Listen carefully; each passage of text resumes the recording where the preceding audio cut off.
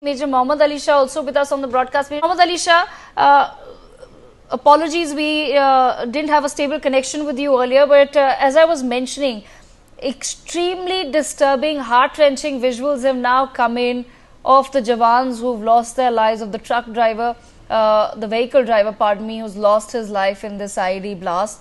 We've just heard the Deputy Chief Minister speak at this point in time, and he says that a timeline has been set for March 2026 to make Chhattisgarh and the regions around it completely free of Naxalism. How exactly do you see the government and the forces then working towards this particular promise, and what really could be the problems that they face? Their demands, the government has to be in talks with them. There's been, if there could be a ceasefire in a state like Nagaland, where there was very bad insurgency. The insurgency is very different. The insurgents, the undergrounds are very different than the Moyas. And they are tackled by the Central Armed Police Force. And mostly the CRPF deals with them in Chhattisgarh. And so one is, yes, they can be in talks with the government regarding what their demands are. And the government can negotiate with them. Second, the security needs to be beefed up. Which security needs to be beefed up does not mean more manpower, additional manpower only. Security being beefed up means it should be that the intelligence network should be more. So that is very, very important again. So that's so these are the few factors which have to be kept in mind. And apart from that, while patrolling, whichever way you use, you don't come back by the same route. Whichever you don't follow a pattern. So there are certain things which the armed forces,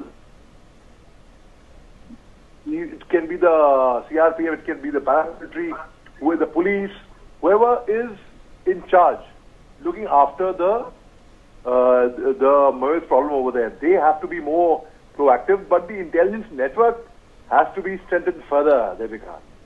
Absolutely. Major Shah, you're saying that the intelligence network has to be, of course, improved.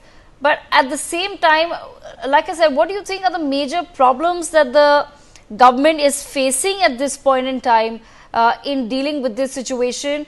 Why is it that they're not being able to perhaps strike up those talks and conversations that you've also mentioned, that they will have to continue being in talks? And do incidents like these now become an impediment in taking that conversation forward? Because we have at the end of the day lost 8 of our Jawans and also an innocent the driver of the vehicle. As far as the remaining Jawans are concerned, we don't have an update really at this point in time, but all our hopes and prayers are that at least they are stable. However, we do not know. The casualties could be higher as well. So, does it become a major impediment in really for the government to even take talks forward with the people who indulge in these sort of cowardly acts?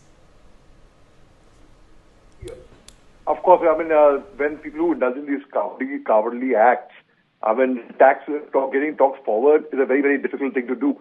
But again, one has to actually deal with it it's a very, very sensitive matter, so deal with it very, very sensitively and tactfully.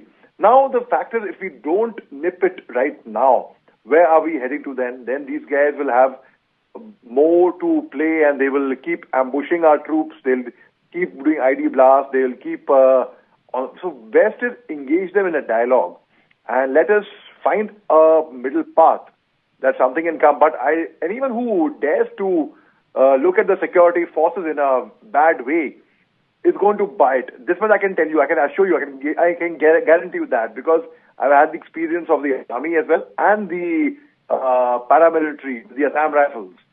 So I have seen both the lies, and I can tell you, anyone, it can be the Moyes, it can be the undergrounds, anyone who looks at the security forces with a napak nazrein is going to be dealt with an iron fist, 100% on that. So yes, but again I would say, why hasn't the dialogue happened so far? I don't know about all that.